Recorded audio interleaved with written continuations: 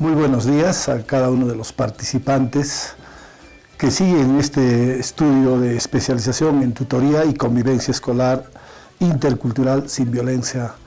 En esta oportunidad vamos a abordar un tema que corresponde al tercer módulo referido a la concepción o la construcción de ese enfoque de la interculturalidad crítica transformadora.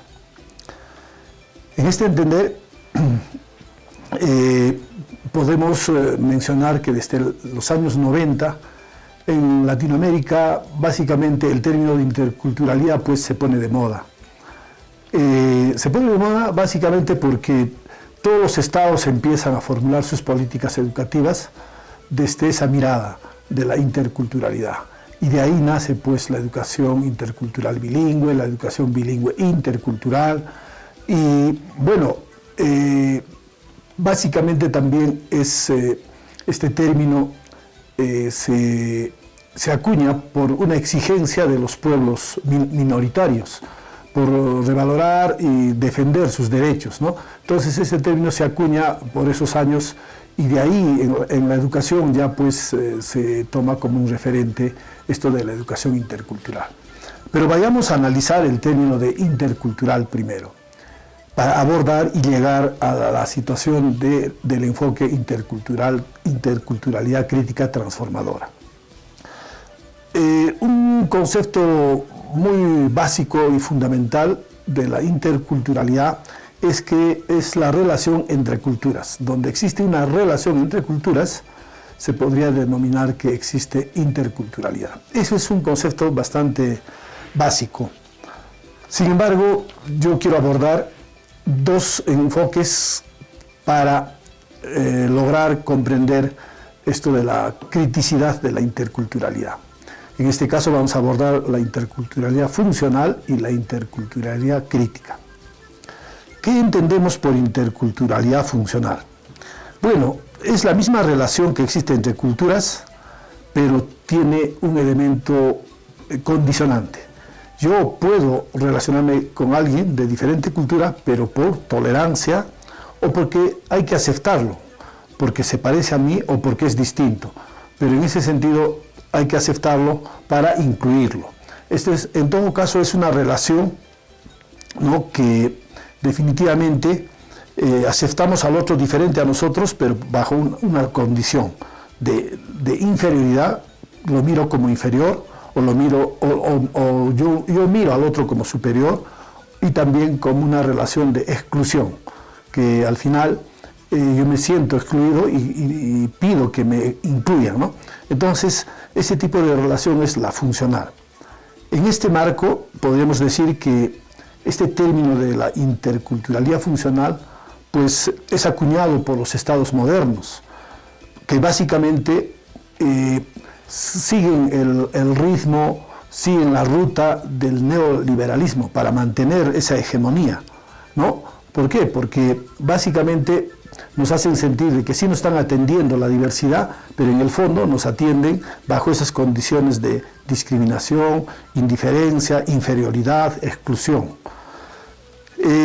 Desde ese punto de vista podemos decir que esta interculturalidad en las escuelas se folcloriza a la cultura.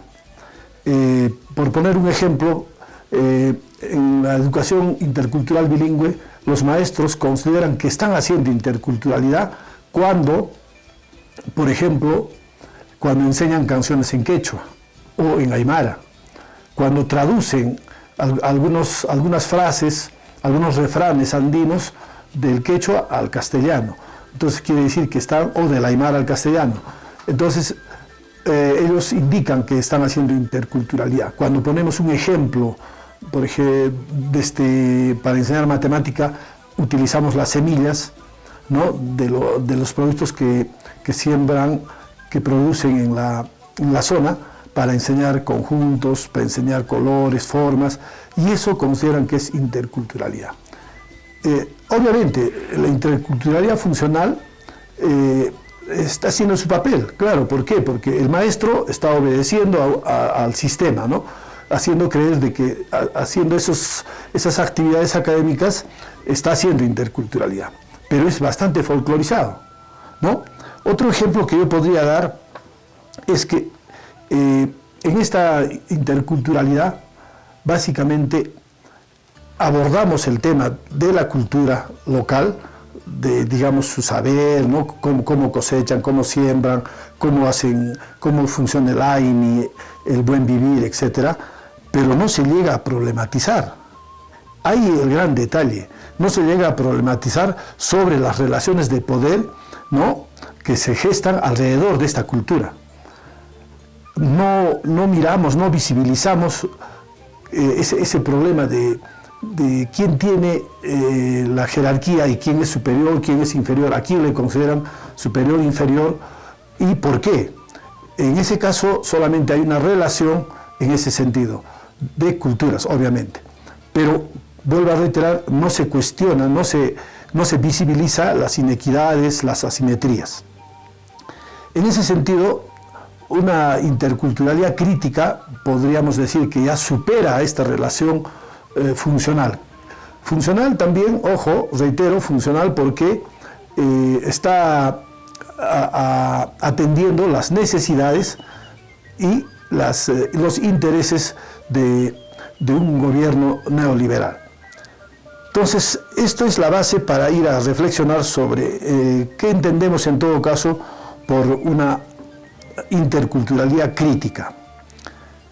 Ciertamente, podemos afirmar de que en esa relación de culturas, en esa relación funcional de culturas, hay que evidenciar que sí existe un problema de discriminación, un problema de diferencia de poder, un problema de inferioridad, de exclusión, de discriminación y de deshumanización. Eso es una gran diferencia a comparación de la anterior. Quiere decir que la interculturalidad crítica visibiliza que en la relación que existe entre dos culturas, puede ser una cultura andina o amazónica y una cultura occidental moderna, sí existe problemas de inequidad, de asimetría y de poder. Eso hay que visibilizarlo y desde ese punto de vista ya podemos decir que este enfoque de la interculturalidad crítica básicamente está en construcción. ¿Por qué? Porque se debería considerar como un proyecto político, social, un proyecto de reivindicación epistémica, ética. ¿Para qué? Para transformar estructuralmente la sociedad. Si no visibilizamos estas inequidades, estamos básicamente haciendo una interculturalidad en función a los intereses de los estados modernos. Otro asunto importante de la interculturalidad crítica es que nos miran a las culturas minoritarias como un objeto a estudiar. Si no, vayamos al ejemplo, los maestros de primaria, de inicial, de superior también, o los antropólogos, sociólogos, por ejemplo, ¿cómo enseñamos la historia? La historia de estos pueblos originarios. Enseñamos básicamente desde un punto de vista paleontológico, ¿no? Arqueológico, del pasado, y todavía de un pasado que quizás ni siquiera le damos validez y credibilidad. Y no estudiamos a nuestras culturas originarias, a sus manifestaciones culturales, como una propuesta del presente, que puede ayudar, ¿no?, a las sociedades a vivir con mayor armonía entre la naturaleza y el hombre. Es decir, a vivir en armonía, a vivir en felicidad, lo que conocemos como el buen vivir o el allin causa.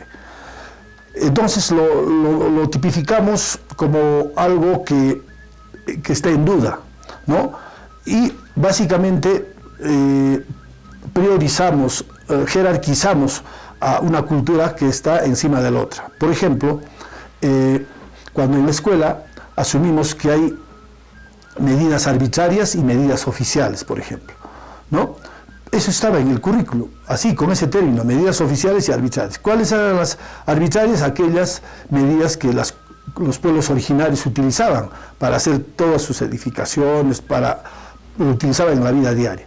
Pero eso es arbitrario. En cambio, lo oficial ya es procedente de la cultura universal. ¿Se dan cuenta? Ahí, por ejemplo, ya estamos tipificando que hay algo válido y algo que no es válido, ¿no? Que básicamente está en duda, ¿no? Su existencia, su validez. Otro ejemplo que yo les puedo dar son los museos. Los museos, ¿cómo los representan a nuestras manifestaciones culturales? Como algo del pasado, arcaico, que ya no existe, ¿no? A pesar que todavía sigue vigente. Otro es el turismo. La gente de la cultura occidental que visita a los pueblos originarios miran nuestras sabidurías, nuestras prácticas como algo que hay que mirarlo, pero no tanto valorarlo, sino como algo que es vistoso, llamativo, pero no es válido, no tiene este elemento de que es parte de una cultura viva, de una cultura que aporta, ¿no?, a la sociedad, aporta en diferentes campos del saber. Otro ejemplo que yo podría poner es que en la educación actual, lamentablemente, si nos ceñimos solo a los libros de texto de la historia, entonces vamos a repetir lo que dicen los libros de historia. ¿Por qué tenemos que enseñar una sola historia? Desde un enfoque monocultural, antropocéntrico y desde un enfoque del matriarcado. ¿Por qué solo tenemos que mirar desde ese punto de vista? Yo creo que hay diversas perspectivas de enseñar la cultura, de enseñar la sabiduría de los pueblos, ¿no?, visibilizando su vigencia y su valor en la historia de estos pueblos. Por ello me atrevo a manifestar de que en la educación intercultural crítica, que ya debemos ir entrando a este tema en las escuelas, ¿no?, se tiene que trabajar con un dúo que se llama el dúo de la modernidad y la colonialidad. ¿Qué significa ello? Significa que, a pesar que ya no somos colonia de España, pero quedaron rasgos, ¿no?, en la que nosotros todavía nos hacen sentir como que somos inferiores, ¿no? Por ahí un ejemplo bien patético es que nos incomodamos cuando alguien nos dice hoy campesino, hoy indio o cholo, ¿no? Entonces todavía tenemos arraigado la colonización que hemos sufrido. Y así, en esta situación de modernidad y colonialidad, tendríamos que ya saltar a un peldaño más de una educación decolonial, una educación descolonizadora, en la que visibilicemos todas estas situaciones de inequidad y asimetría, analicemos y busquemos alternativas para trabajar con los estudiantes el cómo convivir de manera armoniosa, pero visibilizando, evidenciando estos signos de poder que hay entre una y otra. Ese tipo de educación ya debemos introducir en las escuelas, puesto que lamentablemente vemos experiencias que solo hacen una interculturalidad funcional, que obedece al sistema. Y si decimos que obedece al sistema, ese tipo de interculturalidad está en el currículo. Entonces el maestro, que es más reflexivo, tendría que ya apostar por otro tipo de educación, desde un enfoque más crítico, transformador. No nos quedamos con criticar, ¿no?, a las inequidades. Si es una interculturalidad crítica, transformadora, su fin último es consensuar, buscar puentes para que tanto el saber universal como el conocimiento de las culturas originarias puedan estar en un plano equitativo en el aula, en la escuela. Este es válido, también es válido. Cada uno tiene una validez en su contexto y también sirve para los pueblos originarios. En ese sentido, los invito, estimados participantes, a que podamos atrevernos a iniciar este tipo de interculturalidad desde un enfoque más crítico y transformador. Muchas gracias.